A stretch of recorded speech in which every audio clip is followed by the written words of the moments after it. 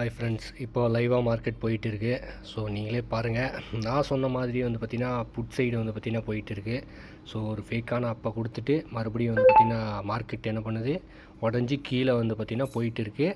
So இந்த இடத்துல நீங்கள் என்ட்ரி எடுத்திருந்தீங்கன்னா கூட உங்களுக்கு நல்ல ப்ராஃபிட் வந்து பார்த்திங்கன்னா கிடச்சிருக்கும்.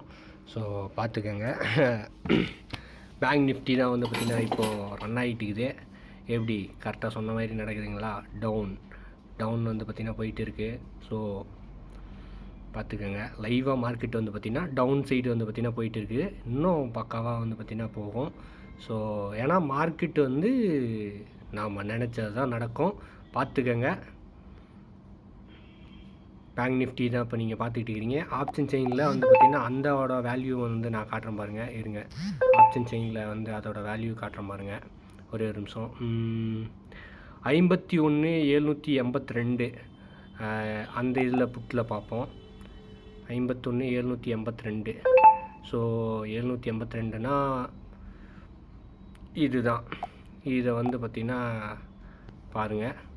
ஸோ இந்த இடத்துல நீங்கள் என்ட்ரி எடுத்திருப்பீங்க. மார்க்கெட் ரன் ஆகும்போது புட் சைடு எடுத்திருந்தீங்கன்னா 268 நீங்கள் வாங்கியிருப்பீங்க. ஆனால் வந்து பார்த்திங்கன்னா விற்கிறது வந்து பார்த்திங்கன்னா 440 விற்றுருப்பீங்க.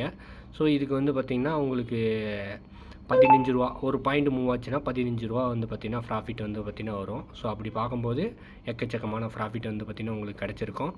ஸோ அதுதான். ஸோ மார்க்கெட் வந்து பார்த்திங்கன்னா ஃபுல் அண்ட் ஃபுல் வந்து பார்த்திங்கன்னா எல்லாமே வந்து டவுன் சைடு போயிட்டு இருக்குது. ஸோ அதை லைவாக வந்து பார்த்திங்கன்னா காட்டிகிட்டு இருக்கேன். ஸோ பார்த்துக்கோங்க. நிஃப்டி 50யுமே வந்து பார்த்திங்கன்னா டவுன் சைடு போயிடுச்சு. ஸோ அவ்வளோதாங்க. நிஃப்டி 50யுமே வந்து பார்த்திங்கன்னா ஃபுல் அண்ட் ஃபுல் வந்து பார்த்திங்கன்னா மார்க்கெட் ஆரம்பித்ததுலேருந்து டவுனில் தான் போயிட்டு இருக்குது. வேணும்னா மறுபடியும் அப்போ வந்துச்சுன்னா டவுன் கொடுத்து ப்ராஃபிட் எடுத்துக்கோங்க.